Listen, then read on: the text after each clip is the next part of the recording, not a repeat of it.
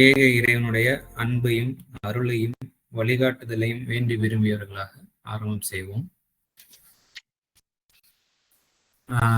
நேற்று வரைக்கும் வந்துட்டு அத்தியாயம் 2 வசனம் 16 வரைக்கும் பார்த்திருந்தோம். வசனம் 17 இருந்து பார்ப்போம். 20 வரையும் பார்க்கலாம் இன்ஷா அல்லாஹ்.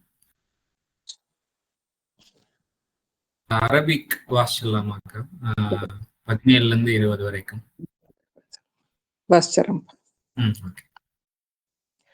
மஸலுஹும் கமஸலில்லதி ஸ்தௌகத நாரா ஃபலம்மா அல்லாஅத் மா ஹவுலஹு ஸஹபல்லாஹு பினூரிஹிம் வதரகஹும் ஃபீ லுலுமாத்தில் லா யுப்சிரூன் சும்மும் புக்முன் உம்யும் ஃபஹும் லா யர்ஜிஊன் அவு கஸய்யிபிம் மினஸ் ஸமாஇ ஃபீஹி லுலுமாத்தும் வரஅதும் வபர்க் يجعلون أصابعهم في آذانهم من الصواعق حذر الموت والله محيط بالكافرين يكاد البرق يخطف أبصارهم كلما أضاء لهم مشوا فيه كلما أضاء لهم مشوا فيه وإذا أظلم عليهم قاموا وَلَوْ شَاءَ اللَّهُ لَذَهَبَ بِسَمْعِهِمْ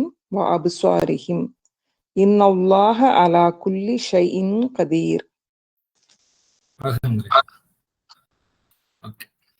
வேர்ட் பை வேர்ட் பார்த்துடலாம். அதுக்கு முன்னாடி மேலோட்டமா அந்த வசனத்தை ஃபர்ஸ்ட் வாசிச்சிடுவோம். அதுக்கப்புறம் வேர்ட் பை வேர்டும் கொஞ்சம் நிறுத்தி நிதானமா பார்ப்போம். அவர்களின் உதாரணம் சொல்லிட்டு ஆரம்பிக்குது. அவர்களின் உதாரணம்னா இதுக்கு முன்னாடி நம்ம பார்த்தவங்க. அந்த அவர்கள் முதலாவது ஆரம்பிக்கிறது என்னன்னா, இறைவனுடனும் மறுமை நாளுடனும் அது ஒழுங்கான அந்த நம்பிக்கையை பெறாமல், அபயம் பாதுகாப்பை நீங்கள் அந்த எடுத்துக்கொள்ளாமல், நாங்கள் அதுல இருந்து பாதுகாப்பை எடுத்துக்கொண்டிருக்கின்றோம், நம்பிக்கை பெற்றிருக்கின்றோம், நம்பிக்கை கொள்கின்றோம் சொல்லிட்டு சொல்றாங்க. செய்யாம அதுல உளப்பூர்வமா இல்லாம நம்ம இருக்கின்றோம் சொல்றாங்களே, அவர்களை பத்தி தான் பேசிக்கிட்டே வருது. சோ அவர்களுக்கு ஒரு உதாரணம் சொல்லிதான் இப்ப ஆரம்பிக்குது. அவர்களின் உதாரணம் நெருப்பை பற்ற வைத்த ஒருவனின் உதாரணத்தை போன்றது. அதை சுற்றி உள்ளதை கதிர் வீசும் போது அவர்களின் ஒளியை இறைவன் பறிக்கின்றான், இருள்களில் அவர்களை விடுகின்றான், பார்ப்பவர்களாக இல்லை. செவிடர்கள், ஊமையர்கள், குருடர்கள் ஆக அவர்கள் மீள்பவர்களாக இல்லை. அல்லது வானில் உள்ள அடர்மேகங்களை போன்றது. அதில் இருள்களும் இடியும் மின்னலும் உள்ளது. இடியோசையில் உள்ள மரண எச்சரிக்கையால் தங்களது காதுகளில் தங்களது விரல்களை ஆக்கிக் கொள்கின்றனர். இறைவனோ நிராகரிப்பவர்களுடன் சூழ்ந்தவனாகவே உள்ளான். மின்னல் அவர்களின் பார்வைகளை பறித்துவிட பார்க்கின்றது. தங்களுக்கு கதிர் வீசும் போதெல்லாம் அதில் செல்கின்றனர். அவர்கள் மீது இருளும் போது நின்று விடுகின்றனர். இறைவன் நாடினால் அவர்களது செவிப்புலனுடன் அவர்களின் பார்வைகளையும் போக்கி விடுவான். நிச்சயமாக இறைவன் ஒவ்வொரு விடயத்தின் மீதும் அளவிடுபவன். வேர்ட் பை வேர்ட் பார்த்தலாம். அப்படியே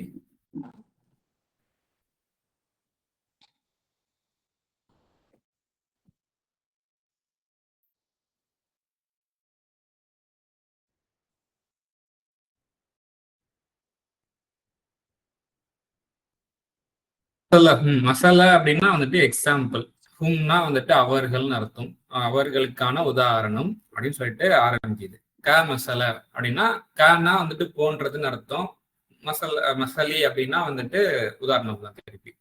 சோ உதாரணத்தை போன்றது, அவர்களின் உதாரணம் உதாரணத்தை போன்றது. எந்த உதாரணத்தை போன்றது? அல்லதி எவன், அதாவது பற்ற வைக்கிறது, பற்ற வைத்தானோ எதைனா நெருப்பு, நெருப்பை பற்ற வைத்த ஒருவனின் உதாரணத்தை போன்றது. பலம்மா அது அப்போது பற்ற வைத்ததும், அப்போது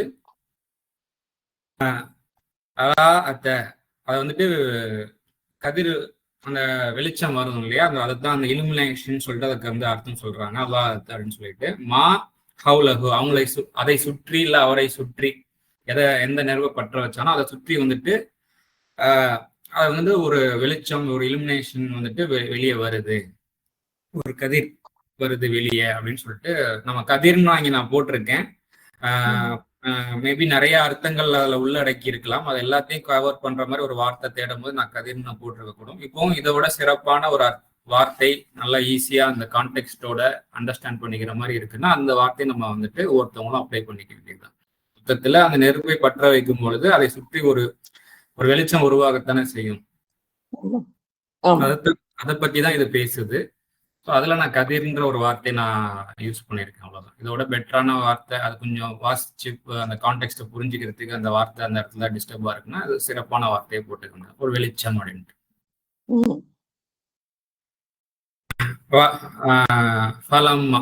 அதை சுற்றி வெளிச்சம் வரும்போது வந்துட்டு எடுத்து விடுகின்றான். யார் எடுக்கப்படுகின்றது? அல்லாஹு, இறைவனால் எடுக்கப்படுகின்றது. எதை எடுக்கப்படுகின்றது?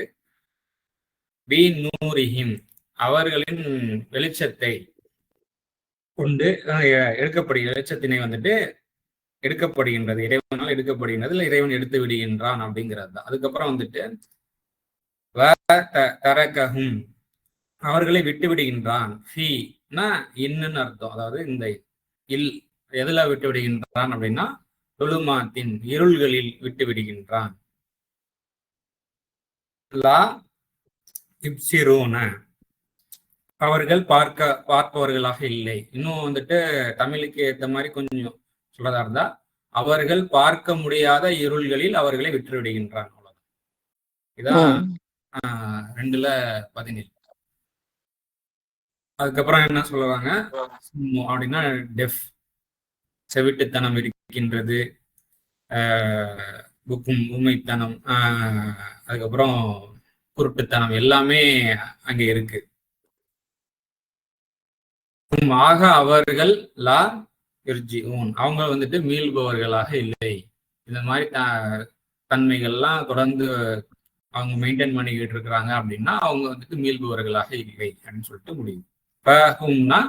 பின் அவர்கள், லானா இல்லை, எர்ஜியூனா ரிட்டர்ன், திரும்புபவர்களாக இல்ல மீளுபவர்களாக இல்லை. 19 அல்லதுன்னு போட்டு இன்னொரு உதாரணம். அதாவது ஒரு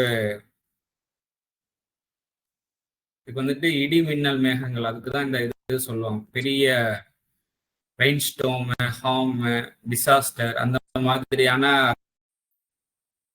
அர்த்தங்கள்லாம் இதுல இருக்கு. அதுல இந்த இடத்துல ஒரு கான்டெக்ஸ்ட நம்ம வந்துட்டு பார்க்கும்போது ஒரு அடர் மேகம், அடர் மேகத்துலதான் வந்துட்டு இடி மின்னல் எல்லாமே அதுல கலந்து இருக்கும் இல்லைங்களா? ரொம்ப ரொம்ப ரொம்ப கார் மேகம் ஏதோ சொல்லுவாங்க இல்லையா, அந்த அடர்ந்தன்னு சொல்ற அடர் மேகம்ங்கிற வார்த்தையை நான் பயன்படுத்தி இருப்பேன் எனக்கு தெரிஞ்சு. ஆமா, அடர் மேகங்களை போன்றது. அதாவது வானத்தில் உள்ள, அதாவது மின சமாய், அதாவது வானத்தில் உள்ள அடர் மேகங்களை போன்றது அப்படின்னு சொல்லிட்டு அந்த அதுல வந்துட்டு அதில் வந்துட்டு துளுமாத்து, அதுல வந்து இருள்கள் இருக்கின்றது. இன்னும் வந்துட்டு அதுல வந்துட்டு இடியும் இருக்கின்றது. பர்க்கும், அதுல வந்து மின்னல்களும் இருக்கின்றது.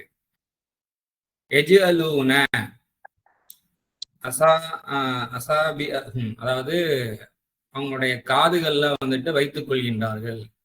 எதை வந்துட்டு மீன்ஸ் அவர்களுடைய விரல்களை வைத்துக் கொள்கின்றார்கள். எதுலன்னா ஆதானியும், அவருடைய காதுகளில் அவர்களின் விரல்களை வைத்துக் கொள்கின்றார்கள். எதனால அப்படின்னா மினஸ் சவாஇகி, அதாவது அந்த இடி மின்னல் ஓஸ் இருக்கு இல்லையா, தண்டர், அதனால வந்துட்டு அவங்க வந்துட்டு அவங்களுடைய காதுகள்ல அவருடைய விரல்களை வைத்துக் கொள்கின்றார்கள். எதனாலனா அதனா எச்சரிக்கையாக, ஒரு முன்னெச்சரிக்கையா. எதனாலன்னா மௌத், மரண பயம், மரண எச்சரிக்கை. அதை பயங்கரமா இடிக்கும் போது இல்ல பயங்கரமான சத்தம் வரும் பொழுது அந்த இடியோசையிலனால வந்துட்டு மரண எச்சரிக்கையில, மரண பயத்துல அவங்களுடைய காதுகளில் அவர்களுடைய விரல்களை வைத்துக் கொள்கின்றார்கள், ஆக்கிக் கொள்கின்றார்கள். அப்படின்னா ஆக்கிக் கொள்கின்றார்கள்.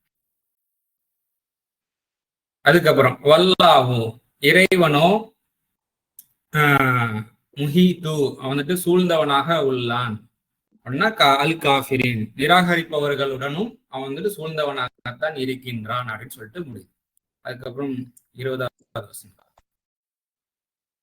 எக்காத்து அப்படின்னா கிட்டத்தட்டன்னு அர்த்தம். அதுதான் நம்ம வந்து பார்க்கின்றதுங்கிற வார்த்தை வந்து நம்ம தமிழ்ல போட்டிருக்கோம். நம்ம கிட்டத்தட்ட அப்படிங்கிறது அதாவது படித்து விட பார்க்கின்றது.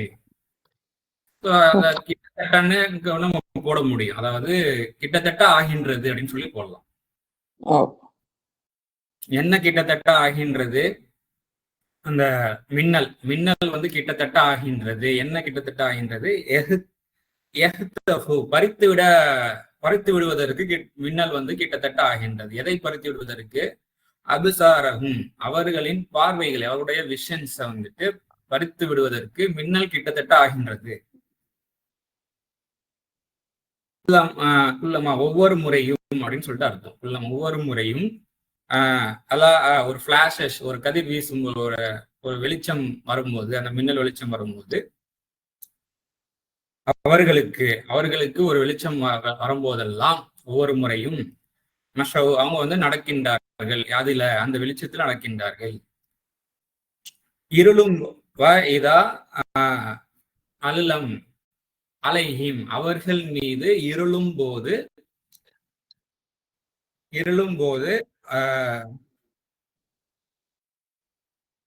என்ன போட்டிருக்காங்க?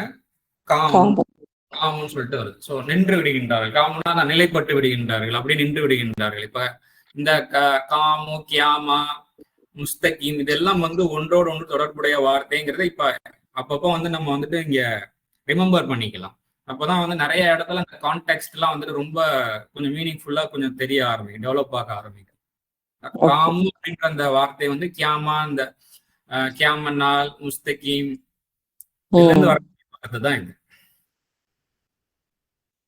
இருக்கு இல்லையா? கீமு சலாத்த எல்லாம் இந்த வருது இல்லையா? கீமுன சலாத்த, இது எல்லாமே வந்துட்டுனா வந்துட்டு தொடர்பை நிலைநாட்டுங்கள் அர்த்தம். முஸ்தகீமுக்கும் இதே ரூட் வேர்டு தான். அப்போ நேர்நிலை அப்படின்னு அர்த்தம். முஸ்தகீம்னா நேர்நிலை, சிராத்தல் முஸ்தகீம்னா நேர்நிலையான பாதை.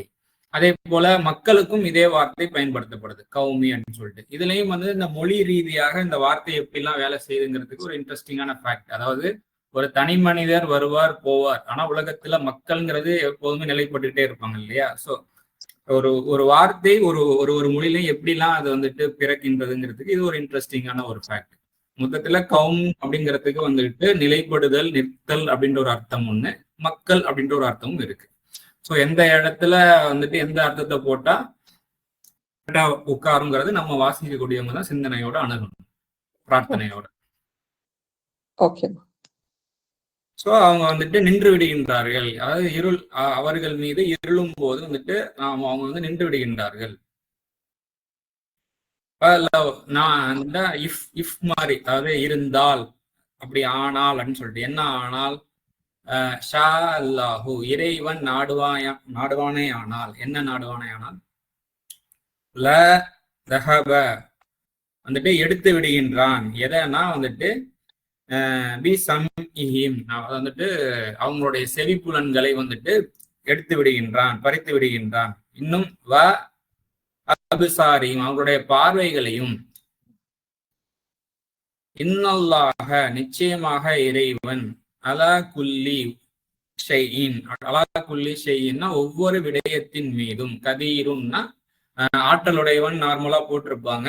அதுல வந்து அளவீடுதல், மெஷர்மெண்ட் அப்படின்ற ஒரு அர்த்தம் இருக்கு. நான் ஓபன் பண்ணி காமிக்கிறேன் பாருங்க. கதீர்ன்ற வார்த்தைக்குள்ள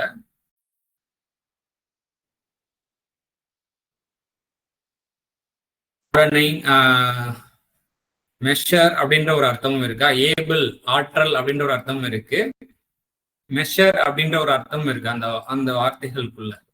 மேலே காமிக்கிற பாருங்க. மெஷர், அதாவது நார்மலா குரான்லயே வந்துட்டு அது சார்ந்த அந்த கதரின் அப்படின்ற இந்த வார்த்தைக்கு வந்துட்டு டிகிரி, ஆற்றல் அப்படிங்கிற மாதிரி அளவிடுதல் அப்படின்ற ஒரு அர்த்தமும் அதுக்குள்ள இருக்கு அப்படிங்கிறத நம்ம தெரிஞ்சுக்கிறோம். ஸோ அதன் அடிப்படையில நம்ம வந்து இந்த இடத்துல அளவிடுதல் அப்படிங்கிறது போட்டாலே அங்க வந்து ஆற்றல் இருந்தாதான் ஒரு விஷயத்த அளவிடவே முடியும். ஸோ அளவிடுதல்ங்கிற அந்த மெயினான அர்த்தத்தை போடும் போதே ஆற்றல்ங்கிற அர்த்தம் உள்ள வந்துருது. ஸோ அந்த மெயினான அர்த்தத்தை நான் இங்க எடுத்துக்கிறேன்.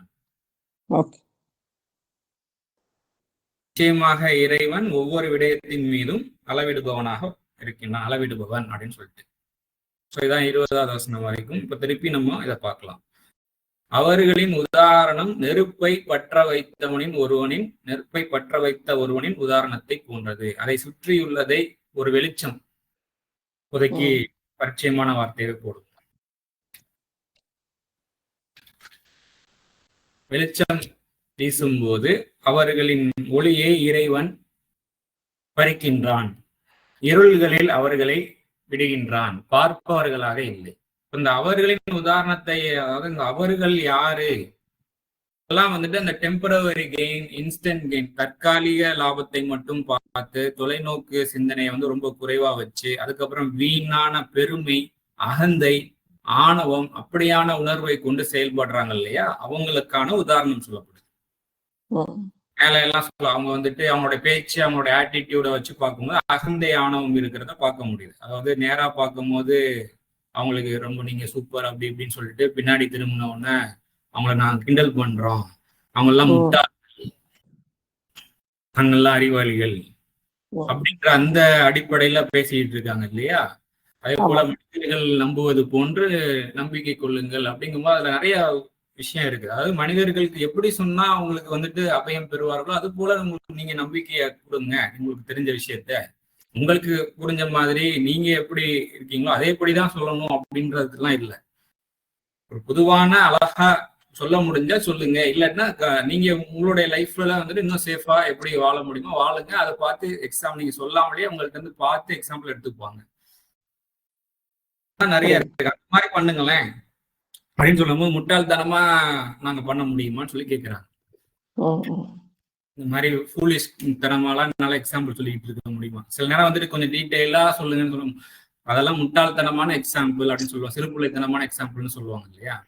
இருந்தாலும் அந்த எக்ஸாம்பிள் வந்து வேலை செய்யும். அதான் வந்துட்டு குரான்ல சொல்லப்படுது, கொசுன்னு சொல்லி போட்டிருப்பாங்க. கொசுவை கூட உதாரணம் அடிக்கிறதுக்கு இறைவன் எடுக்கப்பட மாட்டான். இதுலயே தான் வரும், அத்தியாயம் 2 வசனம் 26 எங்கேயோ வரும். கொசுன்ற அந்த அர்த்தமும் இருக்கு. சின்னது, ரொம்ப சின்ன ஒரு விஷயமாக இருந்தாலும் அதை கொண்டு வந்துட்டு உதாரணம் சொன்னால் அங்கு புரிய வைக்கப்படும் என்றால் அதை சொல்வதற்கு இறைவன் வந்து வெட்கப்பட மாட்டான். அதை வந்து நமக்கு காட்டுவதற்கு இறைவன் வெட்கப்பட மாட்டான்ங்கிறது. ஸோ அதை போல நம்மளும் இருக்கணும். அதற்காக இலக்காரமான உதாரணம் சொல்லக்கூடாது, தேவையான உதாரணம் அவ்வளவுதான். நம்ம இப்ப வந்துட்டு இங்க வந்துட்டு அவர்களுக்கான உதாரணம் சொல்லிட்டு இங்க சொல்லப்படுது.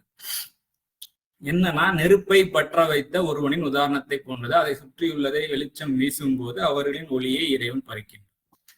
அது ஏதோ ஒரு விஷயம் அவங்களுக்கு ரொம்ப கிளவரா இருக்கிறோம் அப்படின்ற அடிப்படையில ஆணவத்தையும் அகந்தையும் கொண்டு செயல்படும் பொழுது அதுல ஏதோ வந்துட்டு தற்காலிகமா அவங்களுக்கு அவங்க வாழ்க்கையில பலன், ப்ராஃபிட், ஒரு கெயின் கிடைக்கிற மாதிரி வந்துட்டு ஃபர்ஸ்ட் டக்குன்னு எல்லாமே தெரியுது. அதுல ரெண்டு அடி எடுத்து 2 ஸ்டெப் எடுத்து வச்சோடனே வந்துட்டு அதுக்கு அடுத்து என்ன பண்றதுன்னு தெரியாத அளவுக்கு அங்க சூழ்நிலை எல்லாமே மாறி போயிடுது, ஃபுல்லா இருண்டுருது. ஒரு தன்மையெல்லாம் இருக்கத்தானே செய்யுது. கண்டிப்பா இருக்கு. அப்படியே ஆப்டா ஒர்க் ஆகுது இல்லையா. அந்த அகந்தைக்கும் அந்த ஆணவத்துக்கும் உதாரணம் இதுதான். நீ வந்துட்டு நெருப்பை பத்த வச்சு கொஞ்ச நேரத்துல கப்புன்னு அமர்ந்து போயிடும் இல்லையா, அந்த மாதிரி. அவர்களின் ஒளியை இறைவன் பறிக்கின்றான், இருள்களை அவர்களை விடுகின்றான், பார்ப்பவர்களாக. எதனால நடந்ததுன்னு சொல்லிட்டு நீங்க கவனிக்கிறதா இல்ல. அகந்தை, ஆணவம், அவசரத்தனம், மித்தவங்களை ஏளனமா பார்த்ததுனால இது நடந்தது, இன்னும் கொஞ்சம் நம்ம குணத்தை சீர்படுத்திக்கணும்ன்ற அந்த பார்வை இல்லை. வீடர்கள், ஊமையர்கள், குருடர்கள் ஆக அவர்கள் மீள்பவர்களாக இல்லை. அதாவது பத்த வைக்கக்கூடிய விஷயம் நாருன்னா நெருப்புங்கிறது மட்டும் இல்லாம தீமையான வழி தரக்கூடிய எந்த விஷயமானாலும், அதாவது அவங்க வந்து பற்ற வைக்கிறாங்க. ஒரு ஒரு பொய், ஒரு பொறாமை, ஒரு அவதூறு, எந்த விஷயம் வேணாலும் அவங்க பத்த வைக்கலாம். அதனால அதனோட விளைவு வந்து நாரா இருக்கும் அப்படிங்கிற மாதிரி எனக்கு. நெருப்பை வந்துட்டு நம்ம நல்ல விஷயத்துக்கும் பற்ற வைக்கலாம் இல்லையா. ஒரு ஒரு ஒரு சும்மா இருக்கு, நெருப்பை பற்ற வைக்கின்றான்னா தவறான விஷயத்துக்கும் பற்ற வைக்கலாம், ஒரு ஒளி தரத்துக்காகவும் பற்ற வைக்கலாம். பத்த வச்சோன்னா ஒரு ஒளியும் வீசி இருக்குது, ஆனா உடனே அமுந்து போயிடுச்சு. அவர்கள் ஒளியை வந்து அவங்க பற்ற வைத்த அந்த ஒளியை வந்துட்டு நூறு பத்த வைக்கிறது இங்க வருதா. உதாரணம் வந்து இங்க சொல்றது வந்து தீமையான விஷயத்துக்கு நீ பற்ற வைக்கும் போது இந்த இடத்துல கேக்குறேன்.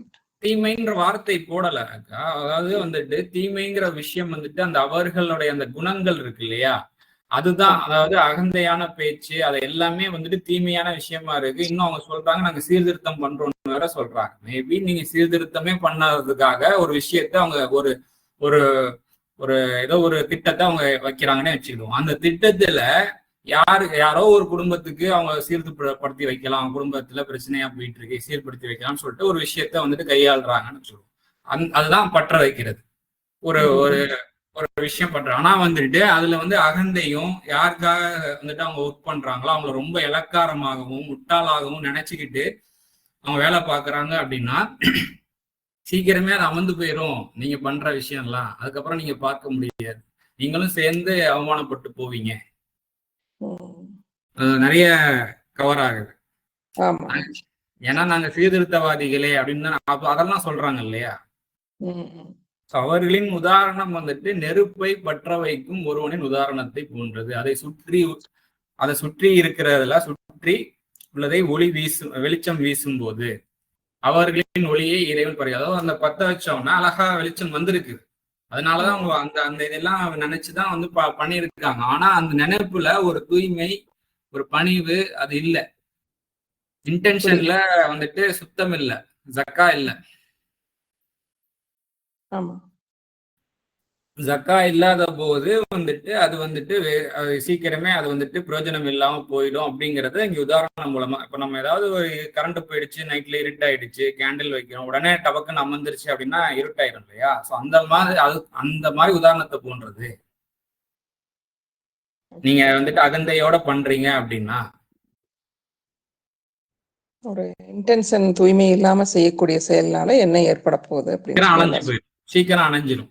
டக்குன்னு பாக்குறதுக்கு அதுல ஏதோ ஒரு விஷயம் இருக்கிற மாதிரி தெரியும், டக்குன்னு அணைஞ்சு போயிடும். அணைஞ்சு போனதுக்கு அப்புறமாவது ஏதாவது பார்க்கணும், எதனால இது நடந்தது.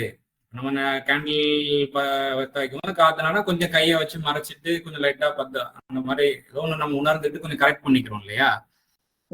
அது வந்துட்டு கேண்டிலோட அது விஷயம். இப்ப இது வந்து டோட்டலா ஓவராலா நம்ம கேரக்டரைசேஷனே வந்துட்டு கவர் பண்ற மாதிரி எக்ஸாம்பிள் சொல்லப்பட்டு இருக்கு. ஏன்னா ஏற்கனவே சொன்னது கேரக்டர் தானே முன்னாடி வசனங்கள். ஓகே. ஸோ இந்த மாதிரி அப்போ வந்துட்டு நம்ம யாருக்காவது நம்ம ஏதோ ஒரு ஃபேமிலிக்கு நம்மளுக்கு ஏதோ அவங்களோட ஏதோ பிரச்சனைகள் இருக்காங்க, அதை சரி பண்ணி வைக்கிறதுக்காக நம்ம பக்கத்துல இருக்கிற நம்மளோட அந்த சூழல் ஏற்பட்டாலுமே கூட அந்த இடத்துலையும் வந்துட்டு எந்த அளவுக்கு நம்ம உள்ள இன்டர்ஃபியர் ஆகலாம், தலையிடலாம் அப்படிங்கிறதும் இருக்கு. அதே சமயத்துல அவங்களுடைய பர்சனல் திங்ஸ் டோட்டலா நம்மளால புரிந்து கொள்ள முடியல, சின்ன ஏதாவது சொன்னாலும் பிரச்சனை தான் அதிகமாகுங்கும் போது அழகா ஒதுங்கிக்கிறோம். அவங்களுக்கு நல்லபடியா நீங்க வாங்க, இறைவன் பாதுகாப்பான், நான் இறைவன் பக்கம் திரும்ப, அவங்களும் இறைவன் பக்கம் திருப்பி நாமளும் இறைவன் பக்கம் திரும்பிட வேண்டியது, அவ்வளவுதான்.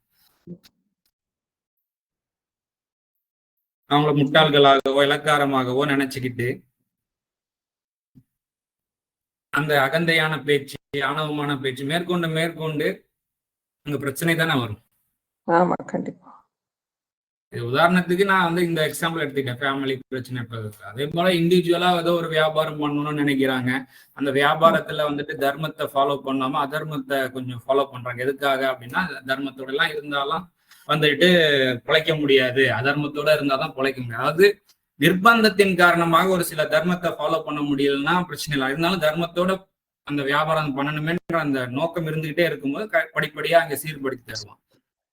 வாய்ப்பு இருக்கும் போது வாண்டடா அதர்மமான ஒரு வழிய எடுக்கும் பொழுது, தர்மமா செயல்படுறதுக்கு ஈஸியான ஒரு வழிகள் இருந்துமே வந்துட்டு அதர்மமான ஒரு வழியை எடுக்கிறாங்க அப்படின்னா அந்த நேரத்துக்கு ஒரு இன்ஸ்டன்டா ஒரு கெயின் கிடைக்கும். ஆனா சீக்கிரமே அது அணைஞ்சு போயிடும். அணையும் அப்படின்னா மீறி பணம் கூட அதிகமா வந்துட்டு இருக்கும். நீ எதை நோக்கி எதற்காக ஒரு அமைதியா வாழ்ந்தெல்லாம் சந்தோஷமா வாழ்ந்தெல்லாம் நினைச்சுதானே அந்த சந்தோஷம்லாம் பறிக்கப்பட்டுரும். அப்படியே நம்ம வந்து ஒவ்வொரு இடத்துலயும் நம்ம குணங்கள் சீர்கட்டு செய்யக்கூடிய விஷயங்களை இதை வந்து அப்படியே உதாரணத்தை கொண்டு வந்துக்கலாம். இதுதான் நடக்கும் கடைசியில். அதாவது அகந்தையோட நாங்கெல்லாம் சீர்திருத்தவாதிகள். எக்ஸாம்பிள் நீங்க மருத்துவத்துறையவே எடுத்துக்கலாம். மருத்துவம், எஜுகேஷன், அரசியல், எல்லா பக்கமே ஃபேமிலிக்குள்ள எல்லா பக்கமே அதை கொண்டு வந்து வைக்க முடியுது. அவங்க சீர்திருத்தவாதிகள்னு சொல்லிட்டு பண்றாங்க. ஆனா நம்மளுக்கு ரொம்ப நல்லா இருந்துச்சு இல்லையா, டக்குன்னு வந்து ரத்த தானம் இதெல்லாம் வந்து பார்க்கும்போது சூப்பரா சிஸ்டம் இருக்குது அப்படின்னு சொல்லிட்டு நம்ம வந்துட்டு நம்ம பார்த்துட்டு இருந்தோம். பார்த்தா எல்லாமே பார்த்தீங்கன்னா கொஞ்ச நாளைக்கு தான் நல்லா இருந்திருக்கு. எல்லாம் வந்து பார்த்தீங்கன்னா சைடு எஃபெக்ட் இருக்கிற நிலைமையோட மோசம். ஒன்றும் இல்லை, கீமோதெரப்பின்னு ஒன்று சொல்றாங்க கேன்சர் பேஷண்ட்ஸுக்குன்னு சொல்லிட்டு. இதுல சக்சஸ் ரேட்டு எத்தனை பேருக்கு, எதுக்காக அது கொடுக்குறாங்கன்னு தெரியாமலேயே பண்றாங்க இல்லையா? இதை கொடுத்தா என்ன ஆகும்னு கேட்பாங்க. ஒன்னும் ஆகாது. என்ன உயிர் பொழைச்சிருவாங்களா அப்படின்னு சொல்லி கேட்டா இல்ல, பொழைக்க மாட்டாங்க. வேற என்ன ஆகும், முடியெல்லாம் கொட்டி போயிரும், கை கால்லாம் வந்துட்டு முடங்கி போயிரும். அப்புறம் எதுக்கு இது? வேதனைக்கு மேல வேதனையை அவங்க பட வச்சுட்டு அதுக்கு வந்துட்டு அது பண்ணாமையே கொஞ்ச நாள் இருந்துட்டு நல்லபடியா அமைதியா அவங்களுக்கு என்ன பிடிச்சமான விஷயமோ, பேரங்க பேத்திகள் இருந்து அவங்க கூட கொஞ்சம் டைம் ஸ்பெண்ட் பண்ணி, இல்ல எங்கன்னா இயற்கை எழில்களை சுத்தி பார்த்து நல்லபடியா சந்தோஷமா போக வேண்டியதானே இதை வேண்டிட்டேன். ஏன் இந்த இடத்துல வந்துட்டு போவோம்? வந்தா அவங்க மரணம்னு சொல்லி வச்சதே ஒரு தப்பு தானே. நோய்க்கு மரணத்துக்கு என்ன இருக்கு? நோய் மரணத்துக்கு நோய் இல்லாம வருது இல்லையா? ஆமா. இது எதுக்காக சொல்ல வரோம் அப்படின்னா வந்துட்டு நான் சீர்படுத்துறோம் தானே அவங்க சொல்றாங்க. அவங்க வந்துட்டு சீர்படுத்துறோம்னு சொல்லும் போது அவங்க கண் முன்னாடி நம்மளுக்கு தெரியுது. நம்ம வந்துட்டு வாண்டடா அவங்கள வந்துட்டு இலக்கறம் பார்க்கிற நடக்கிற விஷயத்த நம்ம சொல்றோம். ஆமா, உண்மை. அதுல சக்சஸ் ரேட்டுங்கிறது ரொம்ப ரொம்ப கம்மி இந்த கீமோதெரபி மூலமா. அதுவும் வந்துட்டு சுதாரிச்சு போதும், இதுக்கு மேல அது வேண்டாம் சுதாரிச்சு வெளியே வர்றாங்கல்ல, அவங்க கொஞ்சம் பார்த்திருக்கேன் நான். கொஞ்சம் முடியெல்லாம் கொட்டு போயிருந்தா திரும்ப ஓரளவுக்கு ரிகவர் ஆயிடுறான். இருந்தாலும் அந்த போட்டு அதனுடைய பாதிப்பு இருக்கும். அவ்வளவு ஸ்பீடா அவங்களால ஆக்ட் பண்ண முடியாது.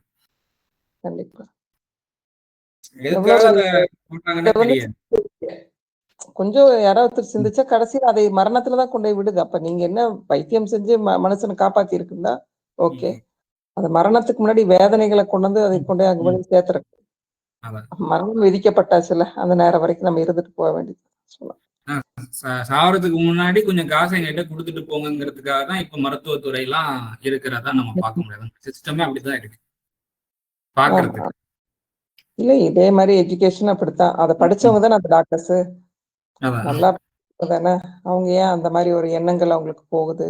அதான் எஜுகேஷன்ல வந்துட்டு தர்மத்தை முதன்மையா ஆக்காம எப்படி லாபம் சம்பாதிக்கலாம் அதை மட்டுமே. ஒரு பேனா கையில கொடுத்து இதை என்கிட்ட விஏ, எனக்கு இது தேவையே இல்லாட்டினாலும் என்கிட்ட இந்த பேனா வித்துக்காமி என்னை அவசியம் பண்ணி அட்ராக்ட் பண்ணி இது ஒரு படிப்பா? அப்போ வந்துட்டு நல்லா பாதுகாக்கணும் எல்லாரும். இனி இருக்கிற காலங்கள்ல கொஞ்சம் விழிப்புணர்வோட இருந்து இறைவன்கிட்ட சார்ந்து இருந்து தப்பிக்கிறக்கு அல்லாஹ்வை தவிர வேற வழியே இல்லை. இப்போ இந்த மாதிரி ஒன்றும் இல்லை, ஒரு ப்ராடக்ட் தேவையே இல்லாத ப்ராடக்டை மக்களை விரும்ப வச்சுட்டான். இப்போ என்ன ஆயிடும் அப்படின்னா நீடு வந்துருச்சு. அப்போ ப்ரொடக்ஷன் உண்டு பண்ணணும். அதாவது தேவையே இல்லை. அப்போ அந்த ப்ரொடக்ஷனுக்கு ஆட்களை, மேன் பவர்ஸ் தேவை, ஃபேக்டரிஸ்க்கு அது மிஷின்ஸ் தேவை, கரண்ட் தேவை. தேவையில்லாத ப்ராடக்ட்டுக்கு நான் வந்துட்டு ஃபர்ஸ்ட் ஆர்வத்தை உண்டு பண்ணியாச்சு ரொம்ப ஸ்டார்ட். அப்போ என்னன்னா எதுவும் எல்லாமே தேவையில்லாத, அது தேவையான அளவுங்கிறது ரொம்ப ரொம்ப கம்மி, அளவுக்கு அதிகமா இங்க நடக்கும்போது எல்லா ப்ராக்ரஸ்லயும் வந்துட்டு வீண் விஷயங்கள் அடங்கியிருக்கு, அதர்மம் அடங்கிடுச்சு.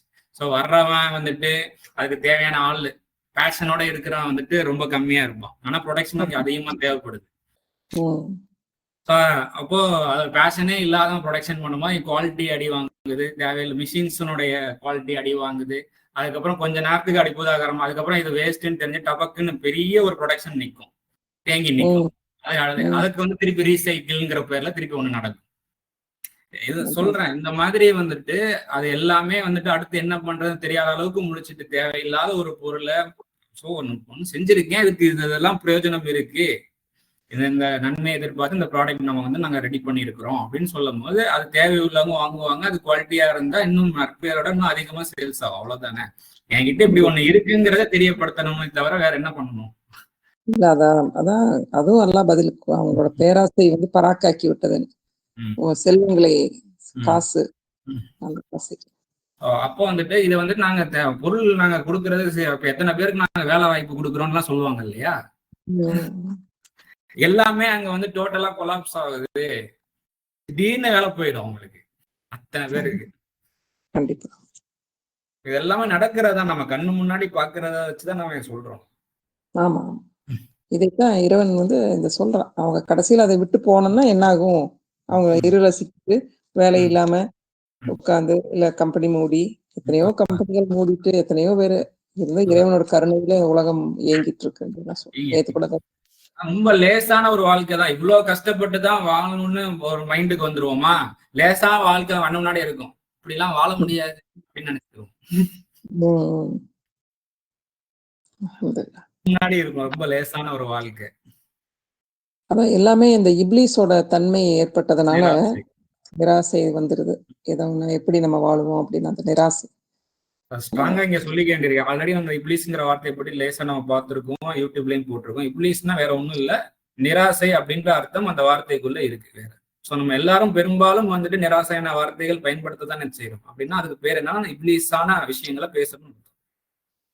அதுல இருந்து இறைவன் நம்மை பாதுகாப்பானாங்க. அப்ப நம்பிக்கை எப்ப வரும்னா அந்த தர்மம், இறை தர்மத்தின் மேல, இறை உணர்வு மேல நம்ம வந்துட்டு கான்சென்ட்ரேஷன், கான்சியஸ் வந்து அதிகமா செலுத்தும் பொழுது கண்டிப்பாக இப்லீஸ் உள்ள என்ட்ராவாது. நம்ம விழிப்போட இருக்கிறோம். அல்லது இப்லீஸினுடைய அதனுடைய ஆதிக்கம் வந்து குறையும். நிராசையான எண்ணங்கள் வந்து ரேஷியோ வந்து குறையும். அப்படியே கொஞ்சம் கொஞ்சமா நம்பிக்கை, பாதுகாப்பு உணர்வு வந்துட்டு அதிகரிக்கும் அப்படிங்கிறது. ஸோ அடுத்த உதாரணமும் சொல்லப்படுது.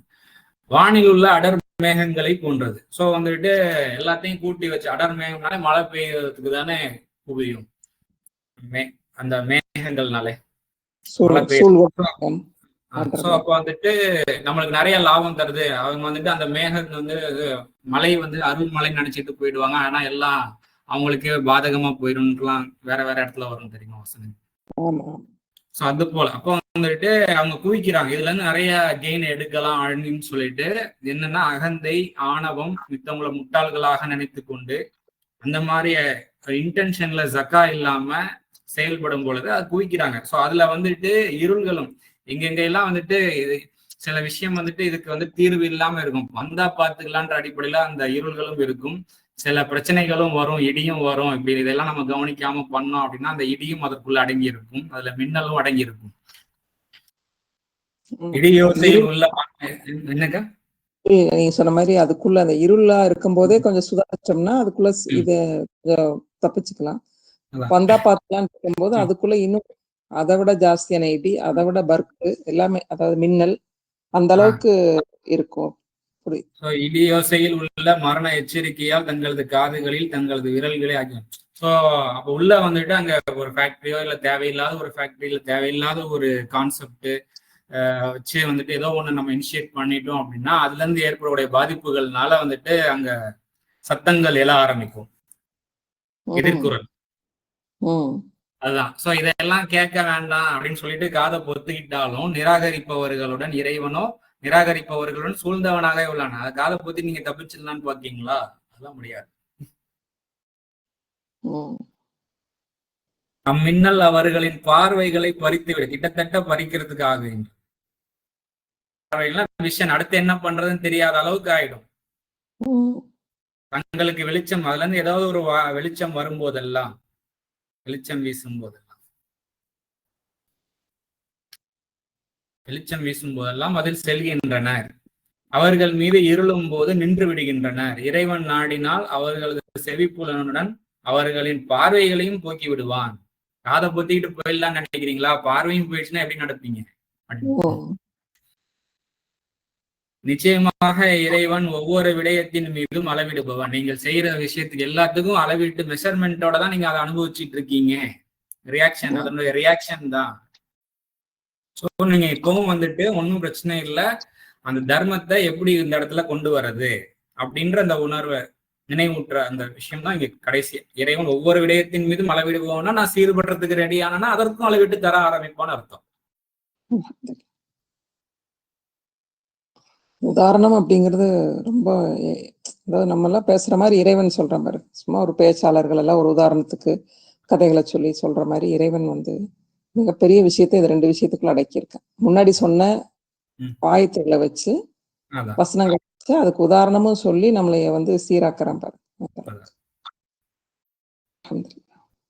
ஓகே, இதுல இப்ப நம்ம பேசின விஷயங்கள்ல நிறைய எச்சரிக்கை உணர்வுகள் கொடுக்கப்பட்டிருக்கு. ஸோ அகந்தை, ஆணவம் வேண்டாம், நம்ம ஏதோ ஒரு இடத்துல ஒரு கரெக்ஷன், ஃபர்ஸ்ட் செல்ஃப் கரெக்ஷன்ஸ் தான் ரொம்ப முக்கியம். ஸோ மித்தவங்க ஒரு பப்ளிக்கா ஏதோ ஒரு கரெக்ஷன் பண்றதுக்காக நம்மளுக்கு ஏதோ ஒரு சூழல் அங்க அமைந்தாலும் அதை வந்துட்டு மனிதர்களுக்கு என்ன மாதிரியான விஷயங்கள் அங்க கொடுத்தா அங்க வந்து பாதுகாப்பு பெறுவார்கள் அப்படிங்கிறத அந்த மியூச்சுவலான ஒரு ஒரு பகுத்தறிவோட அங்க வந்து செயல்படணும்.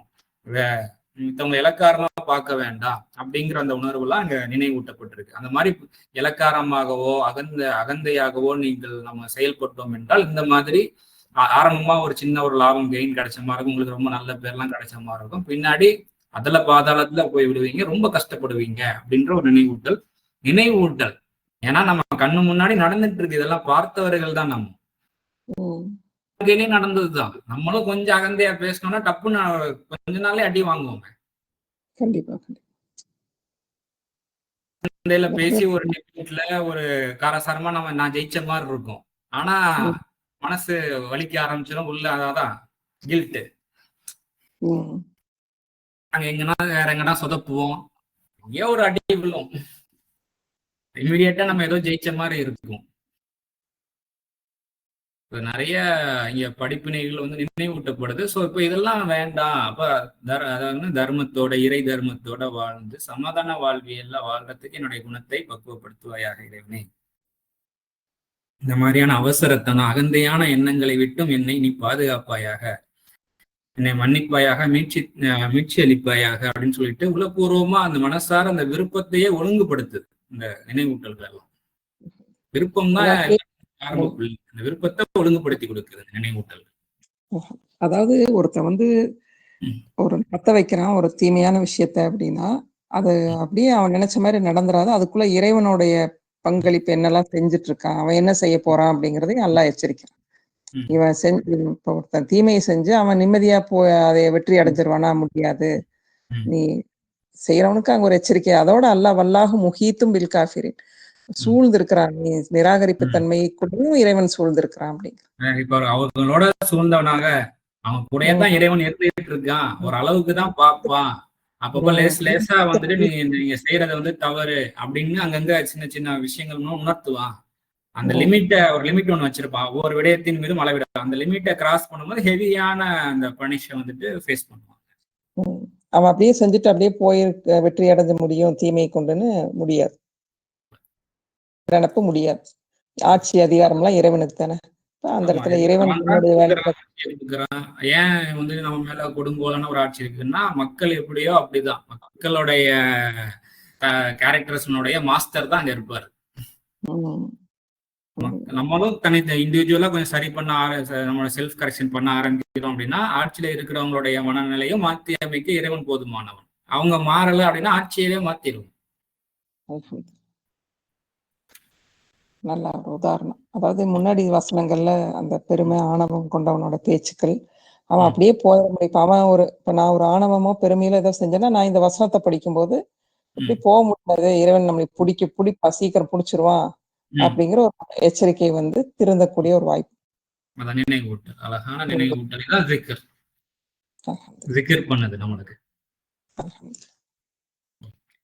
சில மித்த வசனங்கள்லாம் வரக்கூடிய நாட்கள்ல இன்ஷா அல்லாஹ் பார்ப்போம்.